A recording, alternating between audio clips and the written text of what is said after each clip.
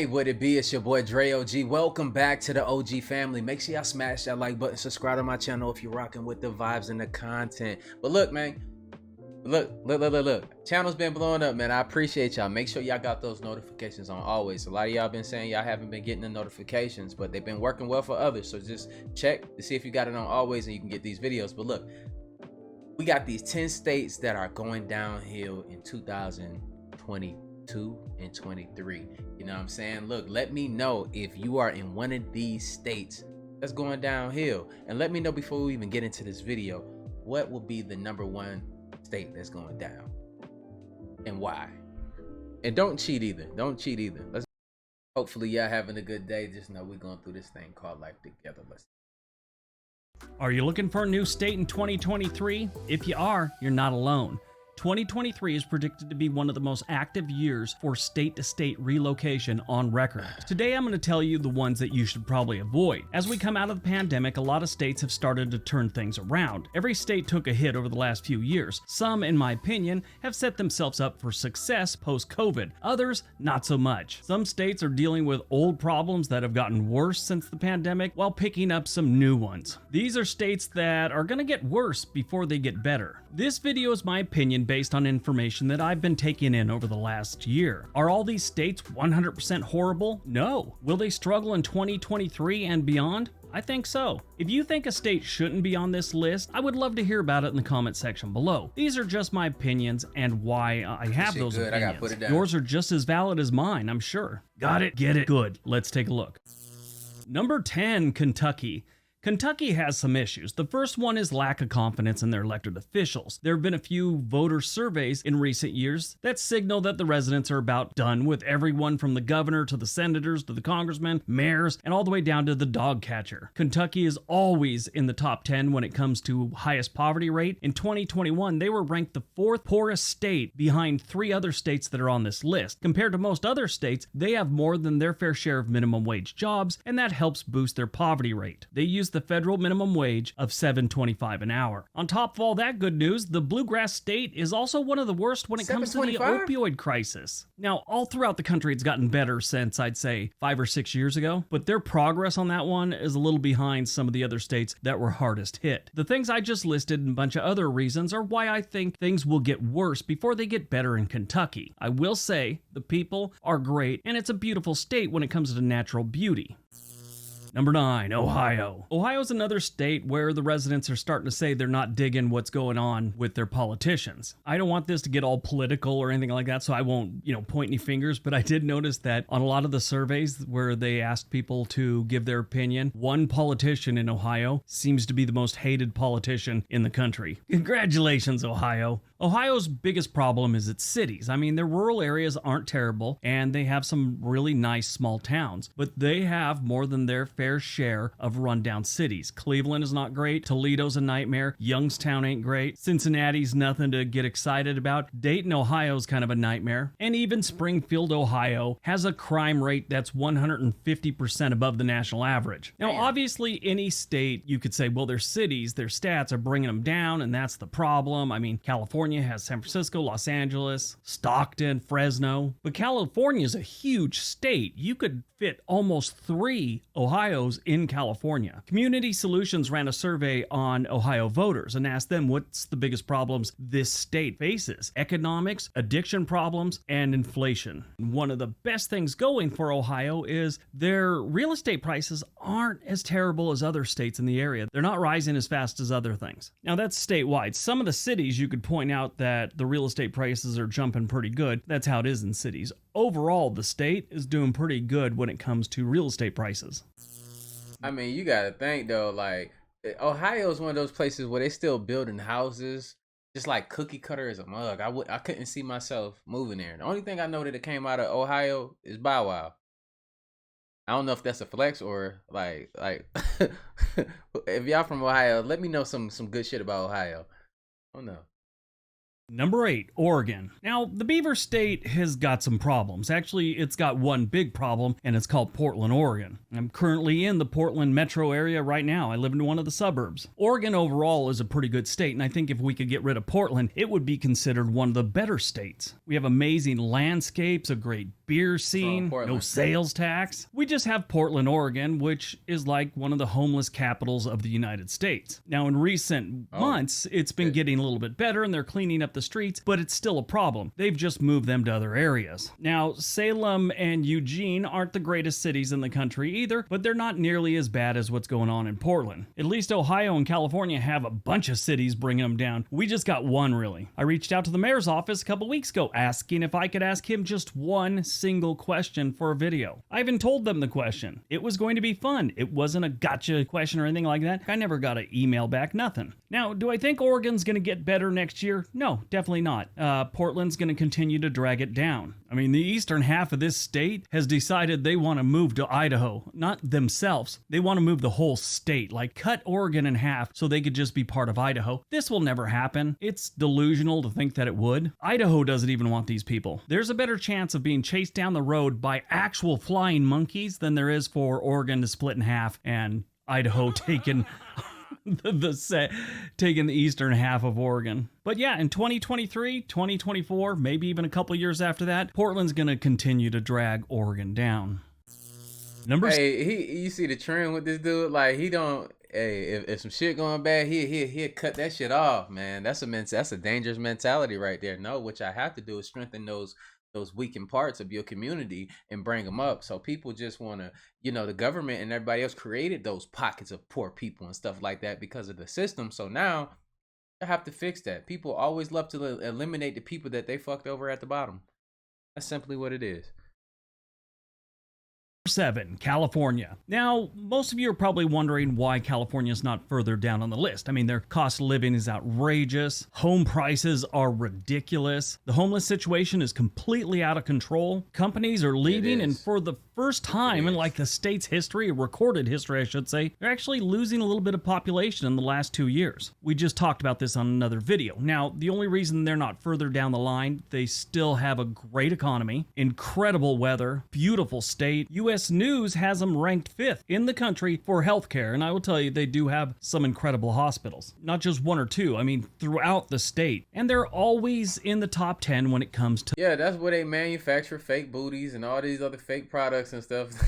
They putting everybody's body out there. But look, people homeless out there, man, and they're migrating to like Mexico and Arizona and shit because it's crazy. And it's a bunch of college students that's out there that live in their vehicles and shit.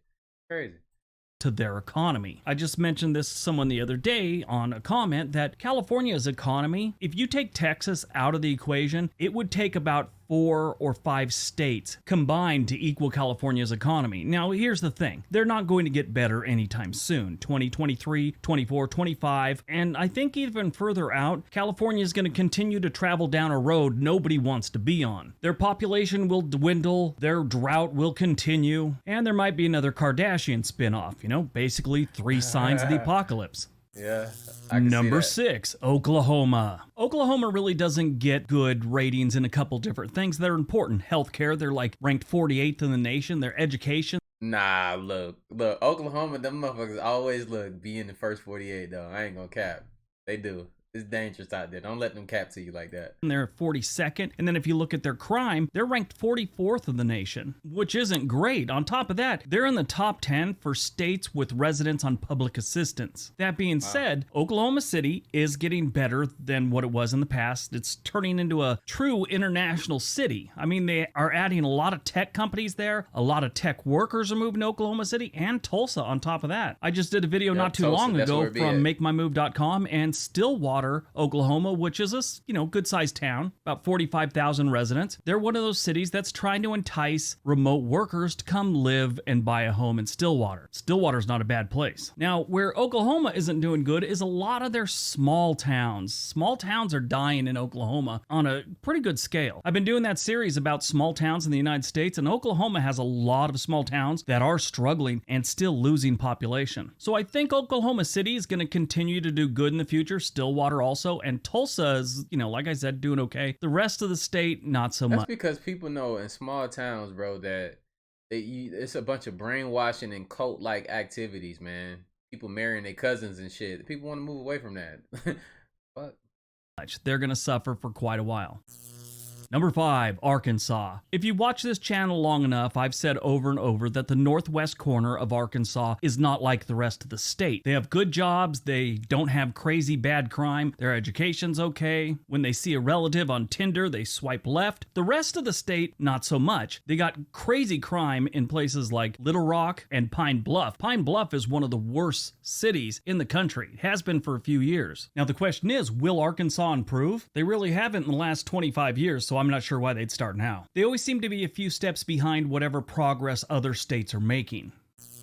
Number 4, Alaska. Alaska is known as the last frontier, and for many decades, people have been drawn to this state for its natural beauty, different type of lifestyle, open land, the great outdoors, and fishing and oil jobs. But living in Alaska comes with a price, and that price is in the form of cost of living. Throughout the years, people have sort of put up with the high cost of living because there was other benefits to living in Alaska. And a lot of the jobs they had there paid really well, so it was worth it. They also have the Permanent Fund, which is a check everyone that's a permanent resident in Alaska gets every single year. It has to do with oil profits and things like that. It can be... I don't get that, but it's lit though at the same time. Like, why we don't get... I ain't gonna get into that shit, man. It's crazy though. It's crazy though.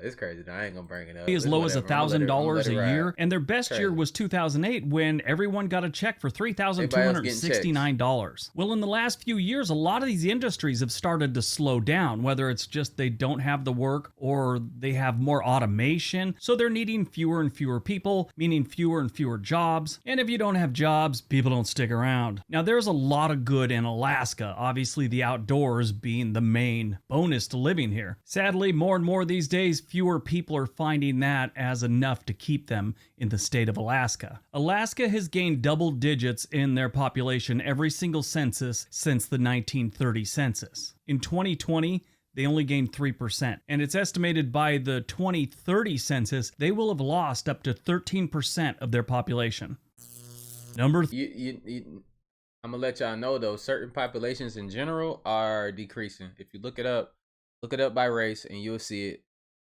Populations in general like are at 0 progression, and I think that's in like 25 states that it's at 0. Certain people and shit, like y'all gotta watch, pay attention, man. Pay attention. Like it ain't just that. It's a lot of these things that's happening all at once, people. Sad to see though.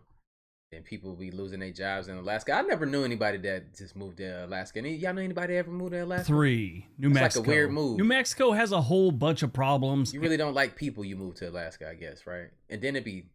And some of them are pretty bad. Their crime rate's pretty high. Their schools aren't good. Their poverty rate is through the roof. They're actually number 3 in the nation for the highest poverty rate at 18.2%. Now, that's of 2021 numbers. My understanding is they've climbed since then. I've seen reports where it's now 19%, and I've seen other ones where it's like 18.8. So it's somewhere in there. Of course, they have budget problems on just about everything. So that means different services are being cut. If you look at where they rank for their different things, crime, they rank 47th. Their economy, they're 45th. Their education, they're 50th. There aren't really a lot of good stats going on in New Mexico. The people are nice. It's got great sunsets. That's about it. Is it going to get better? I don't see that happening for at least another 5 years to maybe a decade or 2. I mean, they almost always get better in some aspects, but overall, all these states are just going to be going downhill for at least the next few years. Number 2, Mississippi. The academic system, the reason why a lot of that shit is like that, man, is because it's the opportunities, man. It's just not there, and it's overcrowded. I've driven through there, and those houses are built on top of each other and shit, man. Like it's crazy. So, and then these people are being taught in curriculums that wasn't made to benefit them, so they're not gonna thrive.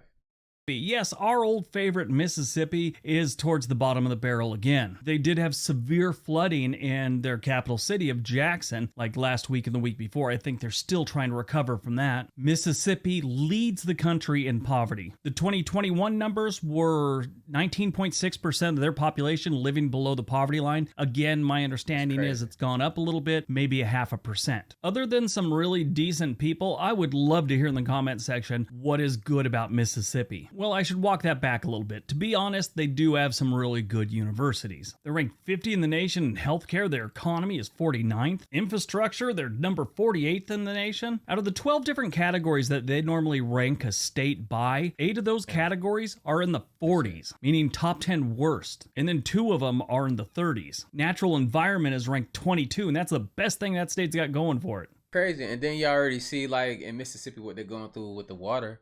Like, we gotta understand what's going on, man. Like, I think it's a lot of resources there. It's a lot of good shit going on there. I just think they want people to move from there so they can do what they want to do when certain people move out. Trying to force people out. It's like new ways of gentrification, whatever you want to call it. You know, you're pushing people out to the outskirts, the places that you don't want them to be. So therefore, you can take over this land and benefit from it. It's just a different way of doing shit, man. Like, you see it with the water. People gonna get fed up. People gonna get sick. People gonna move. And number 1, Then Louisiana. Louisiana has been backwards in a lot of different ways for a lot of years. Most of their problems can be traced back to their politicians. Louisiana is often considered one of the most corrupt political states we have, and this goes back decades to, I'm talking, before Prohibition type stuff. It's always Louisiana and Illinois, which one had the most politicians go to jail? In the history of the United States, 12 governors have gone to jail. There's 2 states on that list where it's happened more than once. That's Illinois with... Them Gators gonna keep me away. Look at them up. But snap you up. Snap your ass right up. I ain't got time for it. I ain't scared of them. I just don't. Yeah, having kids and stuff, that's not a good idea.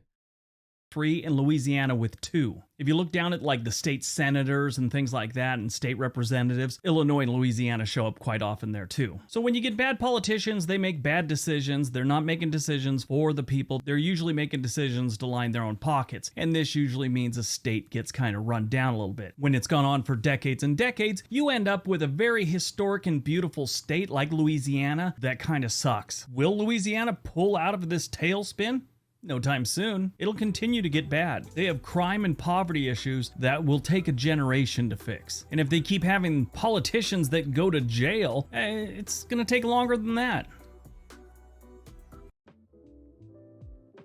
Yeah, I mean, all of these, look, man, pretty much most of these states got corrupt politicians, man, and that goes a lot deeper than people just getting arrested.